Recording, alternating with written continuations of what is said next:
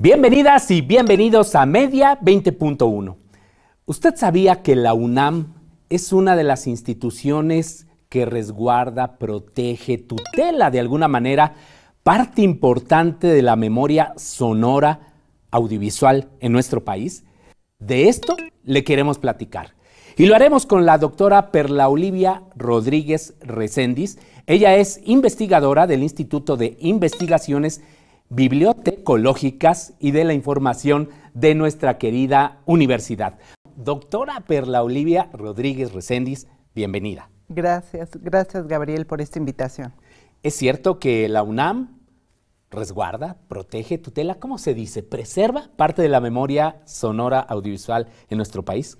Así es, la Universidad Nacional Autónoma de México ha generado una gran cantidad de documentos sonoros y audiovisuales y se dedica precisamente a la salvaguarda, a la preservación de este tipo de patrimonio.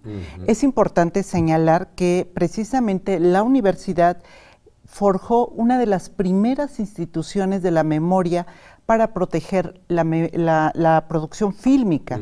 Estoy refiriéndome concretamente a la Filmoteca de la UNAM. Entonces, la universidad ha tenido desde los años 60 esta vocación de salvaguarda del patrimonio fílmico y del patrimonio sonoro de nuestro país, y también, por qué no decirlo, fue la primera universidad en América Latina, me atrevería a señalar, que instauró la línea de investigación en materia de preservación digital sonora. Y con ello se ensancharon las posibilidades de estudio para la salvaguarda de esta forma de patrimonio. Esto que comenta la doctora es muy importante porque eso tiene que ver con el rescate de nuestra historia.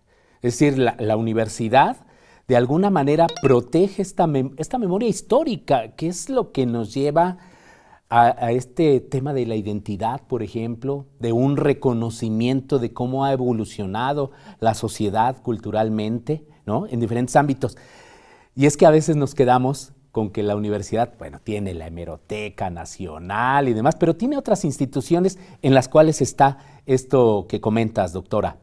Así es, esto que mencionas es fundamental, porque además de la salvaguarda de los documentos librarios, la universidad produce, pero también protege documentos sonoros que son grabaciones de campo, por ejemplo, que se generan como resultado de la investigación científica y que dan cuenta de la diversidad de las sonoridades de las lenguas indígenas de nuestro país, por una parte, de las fiestas tradicionales, de la música, pero también la UNAM protege todo el material que se genera en Radio UNAM, en TV UNAM, que son dos medios esenciales que narran precisamente no solo la vida universitaria, la vida cotidiana de nuestro país.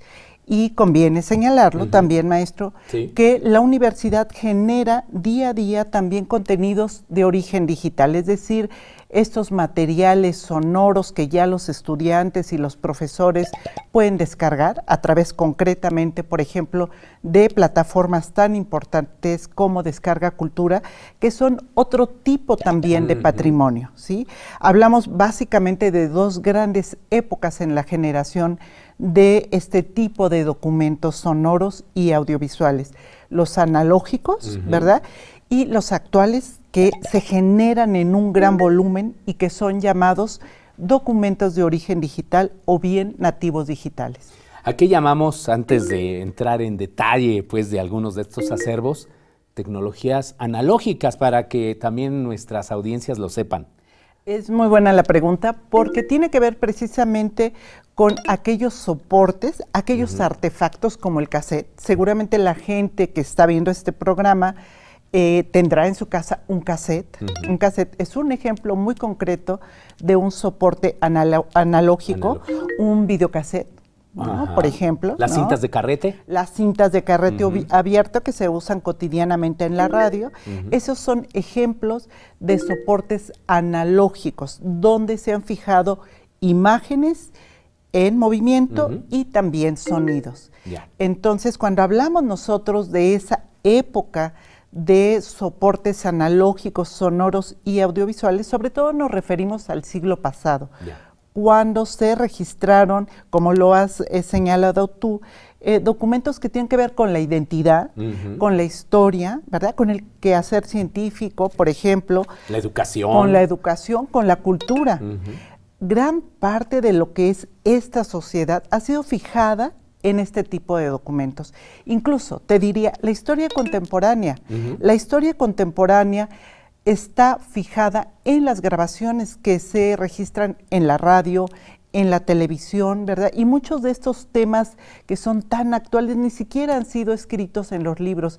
Entonces son muy importantes este tipo de materiales que se resguardan en fonotecas, en videotecas, como es el caso concreto en el caso de la radio, de Radio UNAM, que tenemos una de las fonotecas más interesantes que hay en nuestro país, que resguarda documentos desde mediados del siglo pasado, que tiene colecciones fundamentales de la vida intelectual de nuestro país, del quehacer científico, ¿verdad?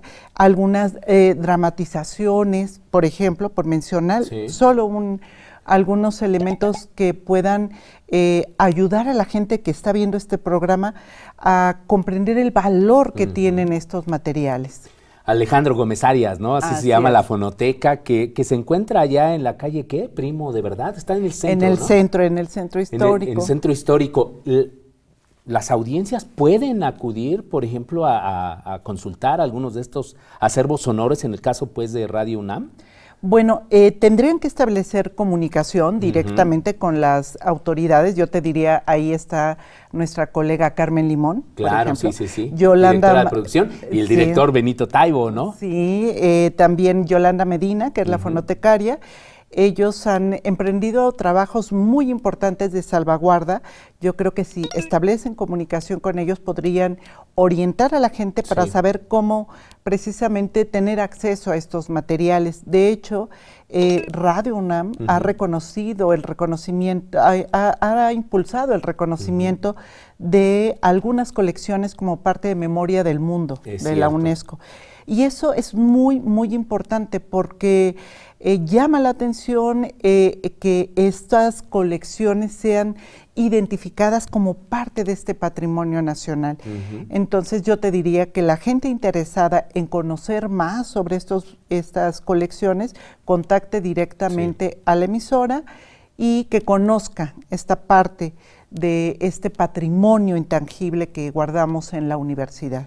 Sí, Memoria Sonora de la UNESCO es una especie de reconocimiento que se otorga a esos archivos, ¿viene siendo? Así es, a estos archivos, a estas colecciones que ameritan un reconocimiento nacional, regional o mundial por el valor histórico, social, cultural. Y bueno, pues la verdad para los universitarios es un gusto, es un honor que las colecciones radiofónicas formen parte de este reconocimiento. Sí, y ahí puede uno consultar pues algunas de las voces de intelectuales, escritores, de aquellos personajes que han hecho historia. Nos decías que en el caso de Radio UNAM hay grabaciones desde los años 50. Más o menos de los años 50. Así es. Y esto es muy importante, Gabriel, porque lastimosamente una gran parte de nuestro patrimonio sonoro y audiovisual como país se ha perdido. Se pierde.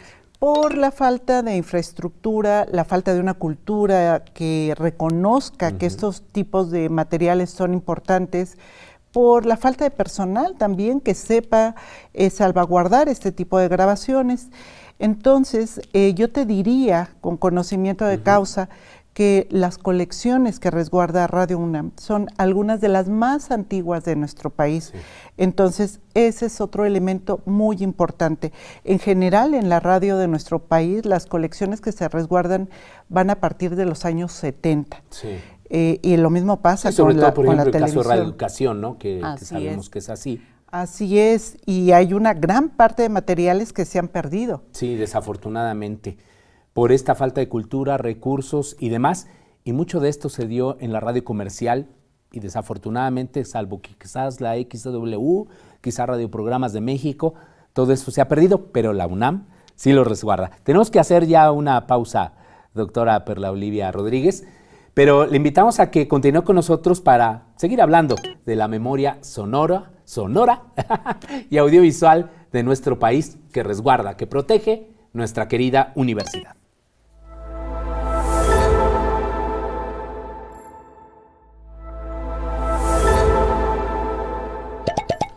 La audiencia es la razón de ser de todos los medios de comunicación, Si hacemos una comparación con un restaurante, una fonda, en ese restaurante o en esa fonda van a servir en un plato ese platillo, justamente, ese sabor que quieren que disfrute el comensal, que quieren que saboree el comensal, que quieren que conozca el comensal, para que regrese, además, para que hable bien de ese restaurante, para que diga, yo ahí comí bien, me gustó lo que comí ahí, me dieron una buena comida, con buena calidad y bien cocinada. Justamente en los medios de comunicación, lo que buscamos todos es que la audiencia pueda decir eso. Yo ahí vi un buen contenido de entretenimiento, con información de valor, vi un contenido de entretenimiento que además de dejarme risas y además de dejarme un buen rato, pues también me dejó otras cosas y sentí que aproveché mi tiempo. La audiencia siempre está opinando, porque la audiencia justamente es la que prueba el platillo. Ese platillo que además está cocinado para la audiencia. Y la audiencia tiene derecho a protestar, a decir, está frío, no quedó bien, no está completo, no es lo que yo pedí, no era así. Aunque la audiencia no cocina el platillo. El que cocina el platillo es el cocinero y todo el equipo que está detrás de esas puertas en donde se cocinan los contenidos, en donde se cocinan los platillos, en donde se buscan los mejores ingredientes, las mejores recetas, en donde se tratan de hacer los mejores contenidos. Si nosotros somos conscientes de que queremos hacer los mejores contenidos para la audiencia y si nosotros en realidad trabajamos para lograr los mejores contenidos y que sean atractivos en forma y fondo, vamos a tener una respuesta de la audiencia. Y si la audiencia no responde, también nos está diciendo algo. Si la audiencia nos aplaude, hombre, pues hay que festejarlo y decir, hicimos las cosas muy bien. Y si la audiencia critica, también hay que escucharla.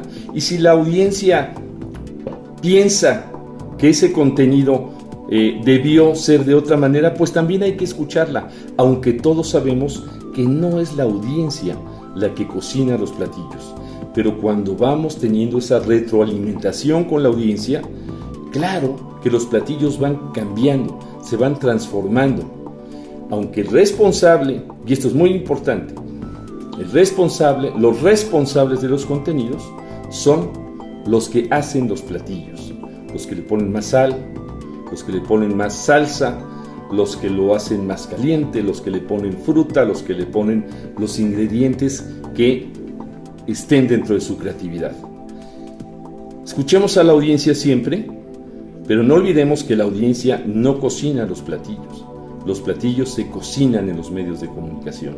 Claro, la retroalimentación con la audiencia nos hace que esos platillos los hagamos cada vez mejor, cada vez más podemos pulir los platillos para presentarlos mejor y sean mejor en forma y en fondo, que su calidad en forma y fondo tengan esa gran riqueza, que la audiencia, después de haber visto esos contenidos, pueda decir, regreso, lo recomiendo, fue importante, fue interesante y también, por supuesto, tuve un momento en el que me divertí, tuve un momento en el que gocé, tuve un momento en el que disfruté ese platillo y tuve un momento en el que también me permitió disfrutar y compartir con los demás eso que yo vi en pantalla. Gracias por continuar en Media 20.1. Acabamos de ver una de estas cápsulas, contenidos que le tratamos de llevar cada semana para que usted también se informe sobre sus derechos como audiencia y participe A nosotros nos encantaría que también nos enviara pues, sus quejas, sus comentarios sobre este programa y en general también de TV UNAM. Recuerde que hay una defensoría también de las audiencias en Radio UNAM, TV UNAM, para que usted ahí presente pues, todo lo que quiera decir sobre la programación de esta televisora universitaria. Doctora Perla Olivia, platicábamos fuera del aire de una fecha importante, clave, que es importante considerar en este resguardo, en esta protección de estos acervos sonoros. Así es, maestro. Precisamente cuando hice referencia a los soportes analógicos, mencionamos un tipo especial de patrimonio. Hay cintas magnéticas que fueron utilizadas tanto en la radio como en la televisión que si no se digitalizan antes del año 2025, esos contenidos ya van a ser inservibles. Y esto es muy importante porque precisamente una de las tareas esenciales de las fonotecas, de las videotecas, es transferir estos contenidos grabados en este tipo de soportes antes del año 2025, porque hay dos fenómenos que lo afectan: la obsolescencia de la tecnología, es decir, estos equipos que entran en desuso y que ya no encontramos para reproducir los soportes, pero además también el deterioro sistemático de estos soportes. Entonces, desde esa perspectiva, yo quisiera señalar que la UNAM ha hecho esfuerzos muy importantes para intentar precisamente salvaguardar mediante la digitalización algunas de sus colecciones más importantes. Ya he mencionado que Radio UNAM ha hecho pues un esfuerzo sistemático al respecto, y también quisiera señalar que la Filmoteca de la UNAM, que resguarda algunos de los que serían denominados incunables fílmicos de la primera parte del cine silente de nuestro México, de nuestro país, también han sido... Estamos hablando, perdón, de los años 30 más o menos, sí, 20, 30, sí, más o menos desde finales del siglo XIX hasta 1930, toda esa etapa que, digamos, donde se ubica el cine silente. Afortunadamente, la Filmoteca también, con todo el laboratorio que tiene, con tecnologías de punta para precisamente digitalizar este tipo de patrimonio, de este tipo de grabaciones, ha hecho un trabajo muy, muy importante. Esto es importante decirlo porque no es evidente hacer digitalización en condiciones donde falta tecnología, falta presupuesto, y hay variables que hay que reunir precisamente para poder convencer también a las autoridades de que es importante este proceso. Si no se realiza, se pierde una parte del patrimonio. Entonces, en ese sentido, yo sí quisiera reconocer esto, Gabriel, porque también te decía que la UNAM es tan importante el tema del patrimonio que ha generado líneas de investigación al respecto. Y el tema ya no es un tema que se hable aisladamente. La UNAM está en el concierto internacional de las discusiones en materia de preservación digital, y eso pues es algo importante. El tema de la preservación no se puede resolver de manera aislada, que lo haga una institución de manera independiente. Tiene que ser un consorcio, un conjunto de acciones colegiadas donde se traten de reunir todas los esfuerzos, la infraestructura, los apoyos para proteger a largo plazo esta forma de patrimonio. Pero desafortunadamente no tenemos, yo entendería, una política pública en este terreno. En materia de política pública no hay. No hay. O sea, los esfuerzos son en este caso que individuales de las instituciones, lo que está haciendo la UNAM, lo que quizás hace la Fonoteca Nacional, lo que hace Radio Educación, pero no vemos esta política integral entonces.